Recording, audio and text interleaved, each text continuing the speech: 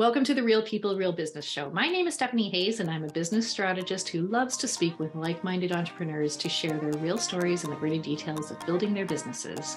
On this show, you won't hear about glamorized entrepreneurship journeys that you can see online. You won't be told how to make six figures in 6 weeks. Instead, you can expect to hear real, vulnerable, and inspiring stories you can relate to that have helped create the foundation for each of our guests' businesses. Goodbye, boss babes. Hello, real-life entrepreneurs. Today, I'm so excited to welcome Cathlyn Melvin.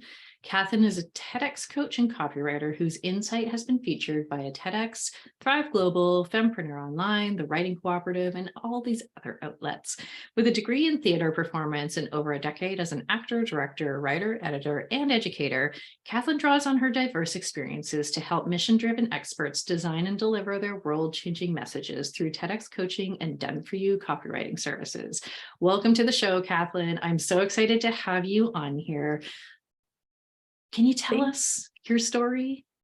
Yeah, so my story sort of takes me across a lot of lily pads that I've leapt. And the first of those, looking back, I for a long time didn't really consider this part of my professional story, but now that I'm doing what I'm doing, I look back, and in high school, you wouldn't have found me playing basketball or volleyball.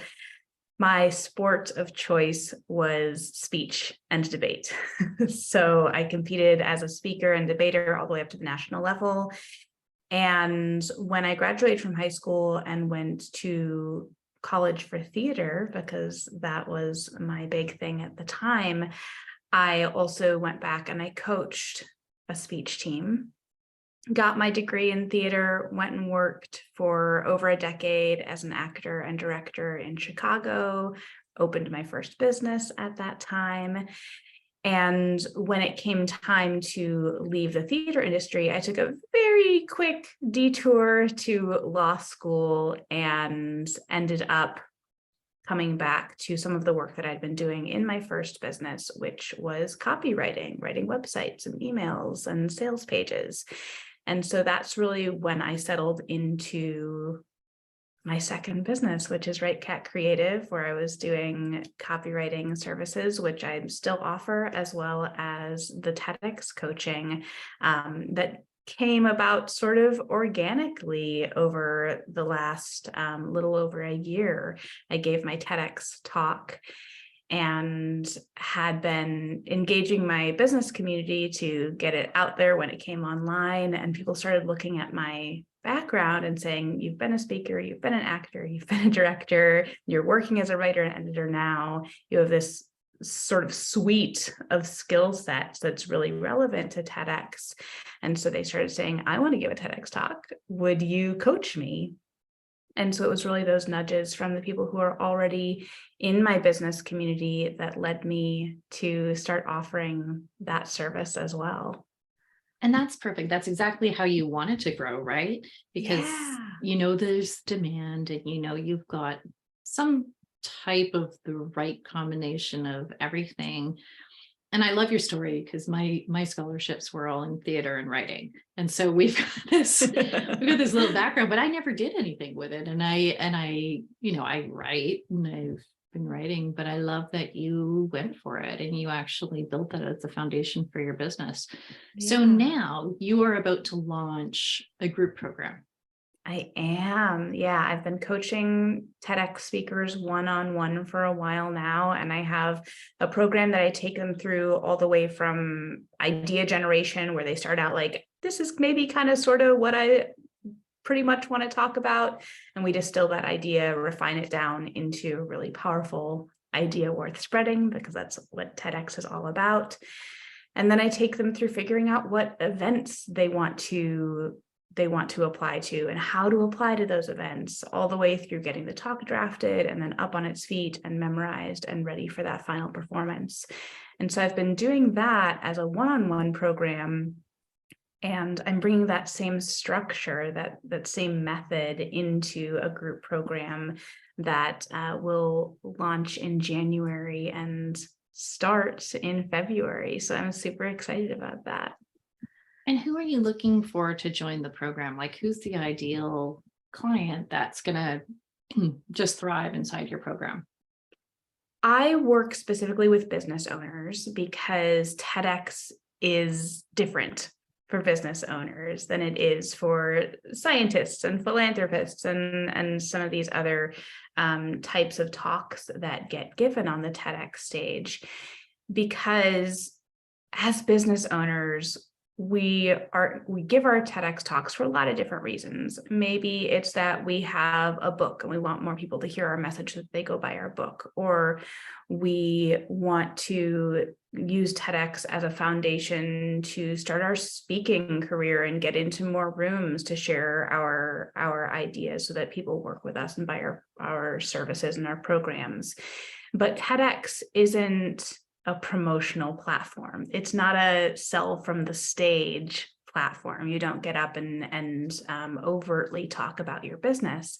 And so in the idea generation stage, in the application stage, in the writing stage, even in the stage where you are getting up on your feet and we're working on intonation and pacing and all of that, in each of those phases of the TEDx experience, business owners need to know how to craft their talk or their application or their idea so that it's most beneficial to them and their business, while still doing what TED wants you to do and really focusing on that idea worth spreading. Because if you don't, you may not get accepted to speak in the first place. And if you get on stage and you feel mildly promotional, then when that video gets sent off to the parent organization, TED, and their committee is looking and saying, okay, this one can go online, this one can't, you might fall into that can't category because they feel like it is too promotional. And they're doing that to protect their brand and to protect the idea that TED and TEDx are the organization to look to when you're wanting to educate yourself, when you're wanting to sort of innovate the way you're thinking. Why do you think the TEDx platform has become so popular? Ooh, I think that it comes back to that focus on the idea. I think that they have been so careful. TED started in the 80s, I want to say in 1984. And at the time, they were really focused on technology, entertainment, and design, which is where TED comes from.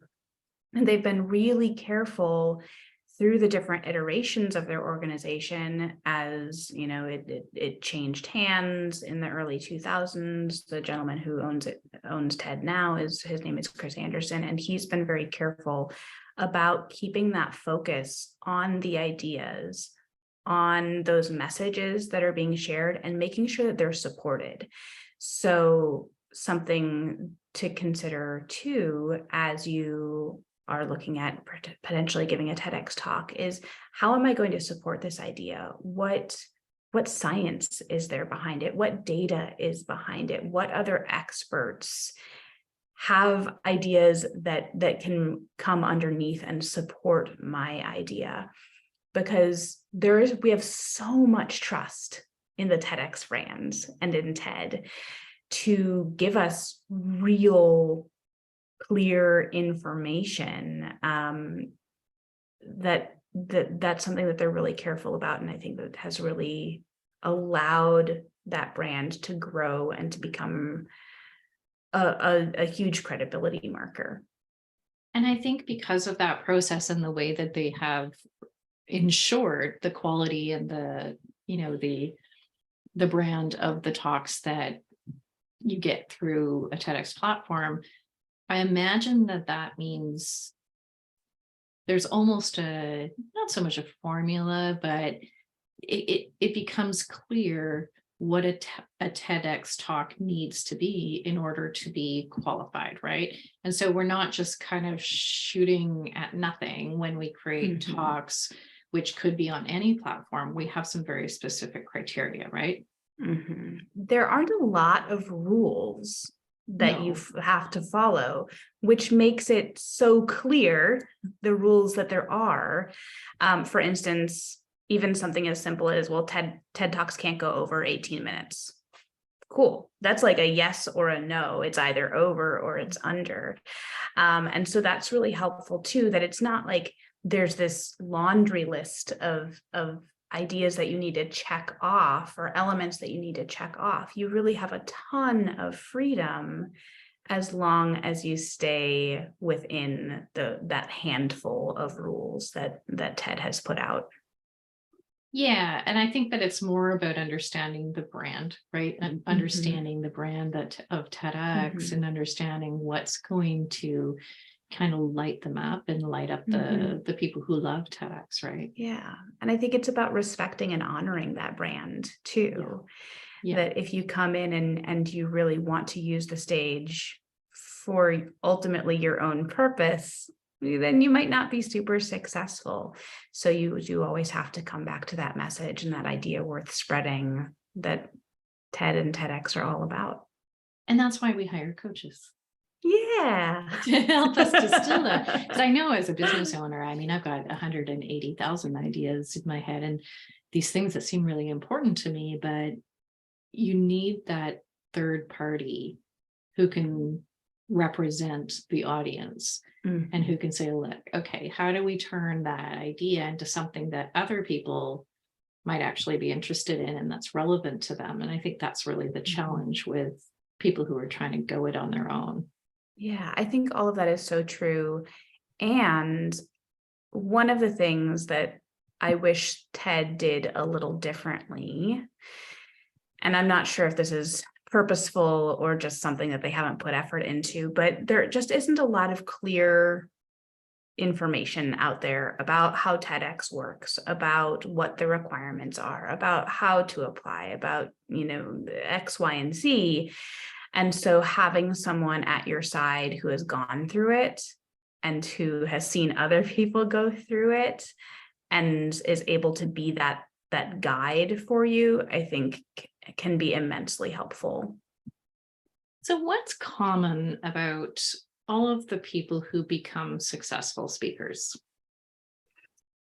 I think that whether you are speaking on a TEDx stage or speaking on, a workshop or a webinar that you host virtually or anywhere else, it's about the relationship that you have with the audience. Sometimes it can feel, when someone is up on stage, more like a lecture, more like I'm sitting in the audience of my college classroom and my professor is speaking at me. He is teaching to us. But what you really want is for it to feel more like a dialogue, more like a conversation, at least energetically. You may not be literally having a conversation, a spoken conversation with your audience saying, raise your hand if, and people respond. You don't need that. But as long as you keep your focus on the audience and what message the audience is able to receive, I think that that's really what creates an excellent speaking experience. And a little bit of experience, I think, too. Yes. Yes. You need, so something that I often encourage people to do if they're like, oh man, I really want a TEDx talk, but I've never done any public speaking, is create your own space. Go live on Facebook, host a workshop. Like those are ways that you can get used to having an audience, maybe not an audience that you can see if you're doing it virtually, but knowing that there's someone on the other side and the point is for them to listen to you, can help you sort of get your feet wet into that mindset of like, oh yeah, I'm a speaker, I'm a presenter, I have ideas to share. And I think that the trick to that, especially for people who are looking forward toward giving a TEDx talk, is not getting stuck there, not saying like, well, I have to do this for a whole year, or I need to be a guest on 40 podcasts before I can do the next thing. But with TEDx, especially, it can be sort of an entry, a gateway into speaking, because they are so focused on the message. They're so focused on the idea. They're not looking for quote unquote circuit speakers, people who, go from stage to stage giving the same talk. So if you don't have, an entire resume of speaking experience, that's not necessarily going to bar you from doing your TEDx talk. And so it's a balance. Like, yes, go get that experience, make that experience for yourself, but also don't get paralyzed in that part of the process. I think, and you can correct me if I'm wrong, that I think a lot of people get paralyzed by not going live and not speaking because they don't have the very right, perfect talk or topic or what have you. And I think, at least in my experience, doing podcast interviews and talking live, and just the more I talk, the more I develop my ideas.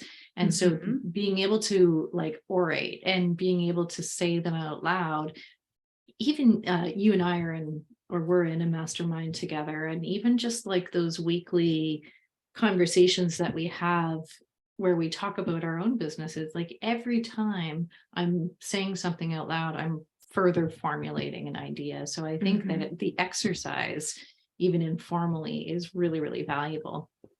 Yeah, I totally agree. I think that's true for speaking. I think that's true for writing. The more that you let your ideas out of your brain, it's like they multiply.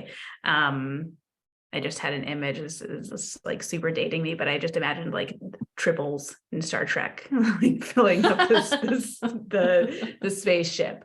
And that's sort of how it works. You let it out of your brain, and your brain then can process it differently than if you were just thinking about it. Whether you're speaking it, whether you're writing it, it helps give you that creativity.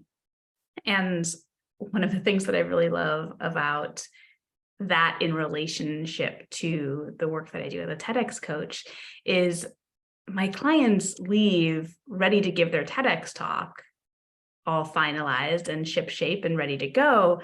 But they also leave with this background of all of these different ideas that we've maybe discussed putting in the talk that don't get put in the talk, or that came up that we're oh, that's only tangentially related, so we're not even going to consider putting it in the talk, but that's great, and you should do a podcast episode on it, or you should write a blog on it, or that should go in your book that you're writing. And so creativity builds on itself, ideas build on themselves, and that's super cool. Here's the other suspicion I have, and again, you can correct me if I'm wrong, I have lots of suspicions, that what really hits for your talk may not be super directly on the nose related to the work that you do. So I have a good friend, Terry, and she her TEDx talk rose to fame and had millions of views and all this sort of thing. She's ended up writing a book on the same topic, but it's not related to she's a writer, and she's also she does speaking stuff and what have you, but she's a writer, and her topic wasn't directly related to writing, but it's worked really well on building her personal brand. And I know one of her friends and someone else that I know, she gave a TEDx talk that was also totally unrelated, but it's one of the most beautiful TEDx talks I think I've ever heard. But it wasn't directly related to her work, but it certainly opened up huge opportunities for her.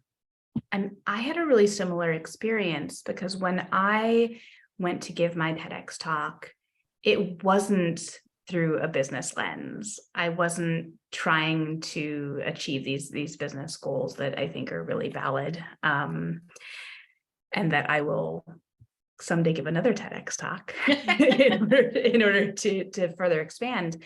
But my TEDx talk is completely unrelated to my business and the work that I do. But just having it out there and being able to, first of all, show people that logo, say, yes, TEDx chose me. I got to go give a talk on that kind of stage, but also having people find my video and hearing me talk about who I am and experiencing me in that sort of like 3D full It's form. the connection, isn't it? Yeah. It's been super duper helpful and has opened up doors to doing things like this, to getting on podcasts or to writing for a publication, or, it all snowballs. And I think that sometimes people think about TEDx as like, well, Brene Brown gave a TEDx talk and now she's super famous. And ultimately that's very unlikely to happen. She gave her talk in 2010, and the internet is a different place in 2022, and very, very rarely do people go viral. But your TEDx talk still exists as like the very, very tippy top, widest part of your funnel, where people are finding you. They're saying, oh, I love her energy, or wow, that's a great concept, or I like the way her brain works. And then they're going to find you and following your social media, or getting on your email list, or buying your book, or whatever the next part of your funnel is, so that you're really attracting this really wide range of humans into your orbit who, like you said, are feeling connected to you. And that's why they keep on looking for you and following you and absorbing what you have to say. And I think that's why the topic has to be something you're connected to. I know I tried to write a talk for 6 months, and I was like, oh, it has to be about business. It has to be about entrepreneurship. It has to be like something related to what I do. And I just couldn't even start it. I didn't even know what it was going to be. I couldn't even get started. And I went to one of Terry's workshops, or it was a writing retreat. We were writing. And that was the project that I wanted to work on the last day. And I didn't know how to get started. I had no idea. And Sarah, who was the other TEDx talker down there, she said, you know what, just like, honestly, blank canvas, just put a whole bunch of Post-it notes on this big piece of paper about like every weird story or something that comes out in your head, and it doesn't have to be related. So I did that. And all of a sudden it took me half an hour to write the talk. And it just all came out from like these random things that had like stuck out for me from like childhood and from this and from that. And they all just like wove together into this narrative. And it was about being reluctantly feminine. Nothing to do with business, but it like I talked about business inside of it and what have you, but it was just like that was the thread. And I'm like, where did that come from? And it was like a weird, like magical process, but it's because I took off the lens and because I didn't need it to be anything specific. Yeah, it releases that pressure when you open it up and you say, you know what, I'm going to tell a story and see where that goes. Like there are so many different ways that you can get to what your idea is. And sometimes having like really physical or visual sort of cues like that, like those Post-it notes that you put on the wall, that can let you out of your brain and into your body and bring up things that you wouldn't have ever thought about if you were just like sitting at your desk and being like, I have to write. Yeah, it was a fascinating exercise, and it wasn't an exercise at all. It was just it was like your brain just kind of. So let's talk about the other side of your business. So you've also got this writing side, and you have developed your business as a copywriter. And first of all, I have to just get the story around the name of the business. So it's Right Cat Creative. Because you have the right cat. I do. So the real story about the name of my business is I wanted to be Blue Cat Creative. And the business mentor that I was working with at the time had told all of her students all the time, like, don't worry about your name. Pick a name. Your name doesn't matter. Just don't let yourself get stuck in that. And so I wanted to be Blue Cat Creative, and I was devastated to realize that apparently Blue Cat is a thing, and there already was a Blue Cat Creative, as well as other Blue Cat design and Blue Cat jewelry. And who has so many blue cats? I don't know. But I was like, okay, I'm not going to let myself get stuck in coming up with a new name. So I just made a list of single syllable adjectives and picked right. So that's how Right Cat Creative came out. But because my business name is Right Cat Creative, people sometimes assume that I am the right cat and that therefore my name is Cat, and I don't go by Cat. Oh, that's funny. I would have never thought of that. I didn't realize that people would. So I have tried to be very open about my cat Tucker being the right cat of Right Cat Creative, and being my sort of a right-hand cat, in the hopes that people will understand that Tucker is a cat and that Right Cat Creative is really inspired by like a house cat and not by me myself being Cat, because I'm Cathlyn, and I almost always go by my full name. That's funny. I would never have even put those two together. I just Yeah. think about your cat because every time I see you, we're on a call and your cat's there. And he joins us because he is a very affectionate and needy sort of creature. Yeah, same with mine. Yeah. Mine came into my last podcast interview that I was recording. He's very, very attached and very needy. So how do these two sides of the business kind of work together and complement each other? So they're really all about messaging, both of those sides. The copywriting work that I do, the TEDx coaching that I do, it all comes down to business owners who have a message on their heart that they want to get out into the world, that they want people to understand, so that people will get the help that they need, whatever that business is. And I work a lot with personal brands, usually businesses that in turn work with entrepreneurs, and usually service-based online businesses. And so having that sort of like niche, it working with them really allows me to have that full umbrella of messaging, but still have the two different arenas that I serve them through. Yeah. And do you ever have common clients for both? I have not yet. I don't think that's probably a never. I think that will probably happen at some point. But at this point, the people who have worked with me as a copywriter, I am their copywriter, and the people who have worked with me as a TEDx coach, I'm their TEDx coach, and they sort of see me in those very specific ways, I think. So I've worked with a pile of copywriters as my clients, and I'm curious, what is your focus? What is the most specific part of the work that you do? Do you prefer more of like the storytelling, or do you prefer, conversion copy, or where's your happiest place? I work in 3 different areas mainly. So I write websites, I write sales pages, and I write email sequences.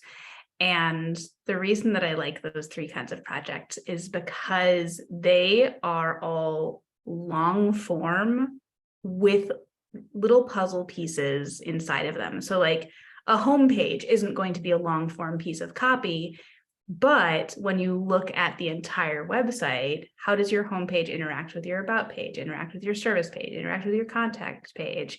And the same thing with a sales page, which on the surface feels very long form because you're literally scrolling down one page, but every section has its own unique purpose. And so it's like, okay, here's the information that I need to present, but what order does it work best in? How do we get the story to flow? How do we make sure that our eyes keep scrolling down and not that we give up? And that's the same thing with email sequences too. So all 3 of those have these like little mini pieces, every individual email. But when you're working on a launch sequence or you're working on a welcome sequence, how do those all weave together so that we have this full experience from start to finish? So there's the real thread of storytelling through the writing work, the speaker coaching, and Mhm. that is, all related to messaging for sure. Are there other pieces of messaging that interest you? That interests me. Yes, I am a very like widely interested person. Widely interested. Okay, I like that. Yes.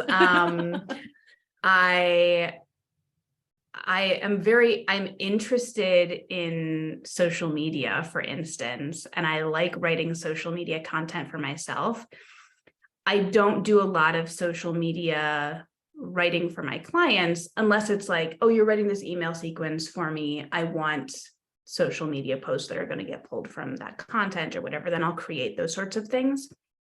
But it is something that interests me on my own. I'm very curious about it. And I like to see how different copy works for different people and for different brands. And I follow a lot of different content so that I can see it. But again, like I don't professionally write a lot of it. So that's more for my own entertainment.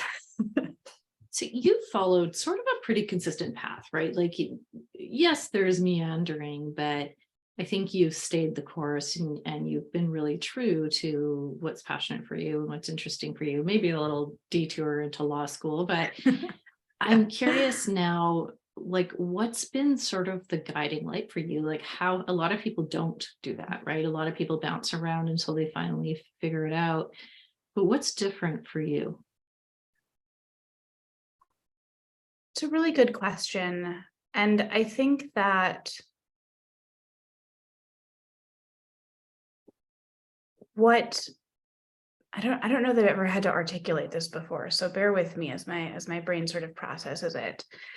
But the place where I have always felt most comfortable and most connected with other people was when I was working as an actor and embodying other people. When sometimes people are surprised, they learn that I'm an introvert and that I am shy and socially anxious, and they say, well, how were you ever an actor?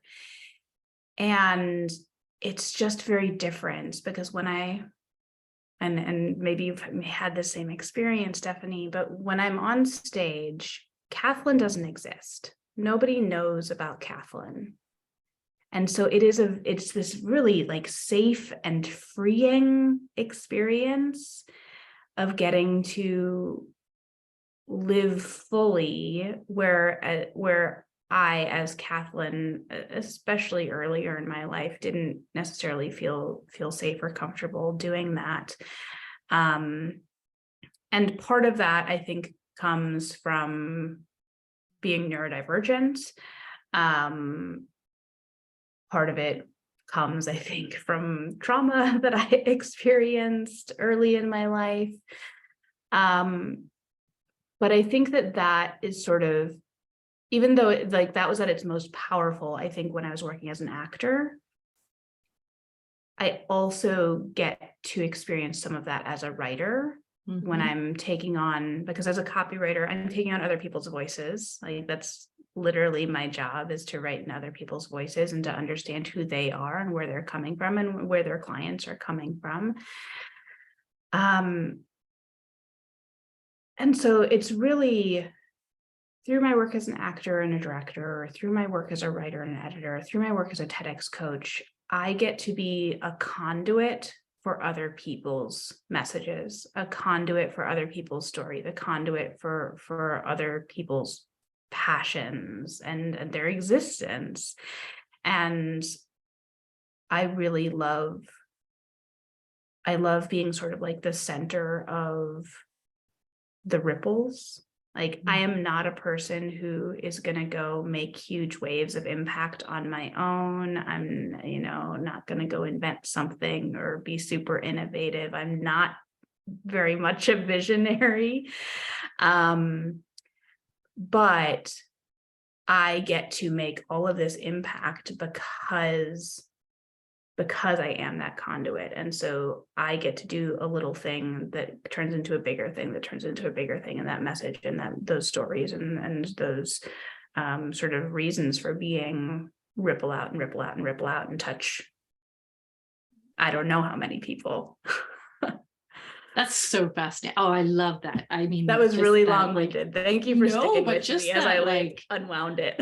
I love it. And it's so it became so clear to me, that is your core, that's your core skill set, is the ability to turn into these people and represent them and become this manifestation of the things that they can't say themselves, that they can't articulate themselves. And I think that's so fascinating. And what's even more fascinating is your experience being on stage and being an actor. I have the opposite experience, that I feel like the characters I would represent when I was on stage were just pieces of me.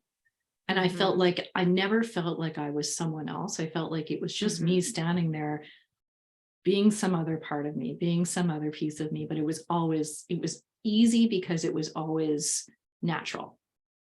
I was told a long time ago that the best acting, I don't remember the words that he said, but the best acting is where you can bring the most of yourself into it and pull on the least mask. And that makes a lot of sense to me. And I think that my experience, it wasn't even so much that I never felt unfamiliar with my characters. And so I think that some of that is the freedom that I had to be myself, be my own human, because no one was seeing me. Totally. I mean, it all whatever works, right? Yeah. Okay, so we're coming up on time, but what's the one thing I think that has or that you think has really sort of pushed you through in all of these explorations and all of these experiments inside of your business? What do you wish you knew, 10 years ago that you know now? Something that I have learned now that I didn't know in my first business, that I think my business partner and I really, really struggled with, is in our first business, we were an arts education company. The performing arts industry and the education industry separately are both notoriously not stingy isn't the right word, but budget conscious. And so we really struggled with that mindset of we have to be affordable. And in my current business, I am much more open to the idea that while I still want to be accessible to the people that I want to work with, that's different from being affordable. And that there are people out there who are going to be the right people to pay me what I need to be comfortable and to live the way that I envision living. And so sort of opening my mind to free myself from that limitation of trying to fit myself financially into other people's wallets has been really important. Yeah, I absolutely agree with that. And then final question I ask all of my guests, and I know you'll get a kick out of this one. What's the difference between what we hear out there in the business world and the marketing and all of the all of the conversation, and what's real? I think that the thing that comes to mind when you ask that question is that what we are hearing from the people who are teaching us how to run businesses is always delayed. Because they did a thing, they learned a lesson from it, they changed how their business worked, everything went great for them, and now 10 years later, they're teaching that thing. When in reality, especially for business owners like me who work in the online space, it's changing so rapidly all the time that I think that you always have to take those sorts of lessons with a grain of salt and say, does this feel like it's like I should stretch myself and try that out? Does this feel like it's still accurate to my understanding of how the world works? And I think that can be a really tricky spot, because you don't want to just say, nah, that doesn't feel right, without some experimentation. But I do think that it's also easy to get stuck in like, oh, I have this mentor and this mentor says that XYZ is the only way to go, or it's the most powerful way, or it's the fastest way. And sometimes it's just not right for us.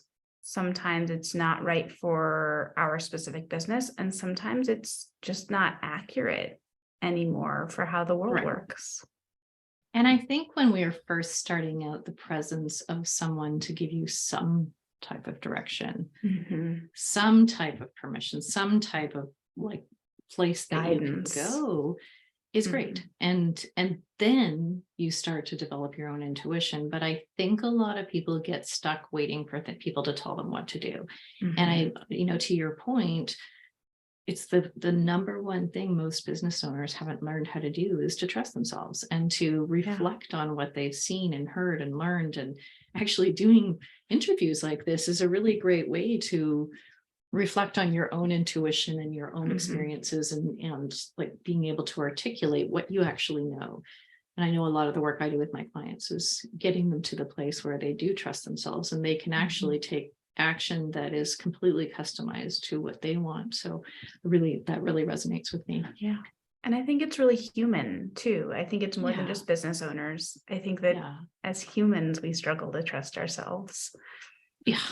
I mean, and don't even get me started. And as women, we've got another double whammy because we've spent so long being told that, we have to be quiet and that we should just be nice. And that's what we're valued for. And follow someone else's lead. Yeah, totally. Okay, so we're at time. I want to thank you so much for taking the time to come and chat with me today. It's always lovely to hear from you and how articulate you are. Can you tell the listeners how they can find you? Yeah, so the first place that I want to direct your listeners to is to my website and the page where you can get freebies. So that's at writecatcreative.com, RIGHT, catcreative.com/links.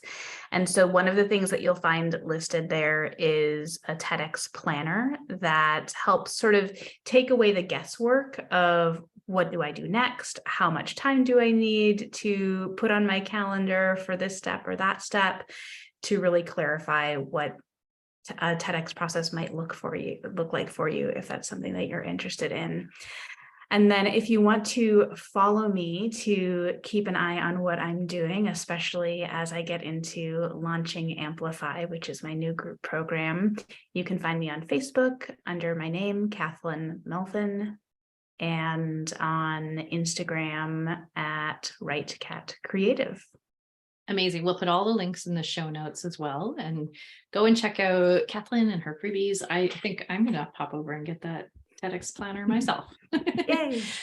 Thank you so much. And we're going to wrap up, but I'm so happy we had the opportunity to chat with Cathlyn today to hear more about how her business came to be, her experiences along the way, and what the future of business entails with her new launch coming up in the new year. And thank you for tuning into this episode of the Real People, Real Business Show, where we get the real entrepreneurial stories and journeys that you can relate to. The show notes, resources, and links from this episode are available on my website and social media platforms. Thank you again for joining us today. And if you've enjoyed today's content, I would love for you to give us a review on whatever platform you're on to help us share these genuine stories with an even bigger audience. Until next time, keep building, keep dreaming, and keep being real.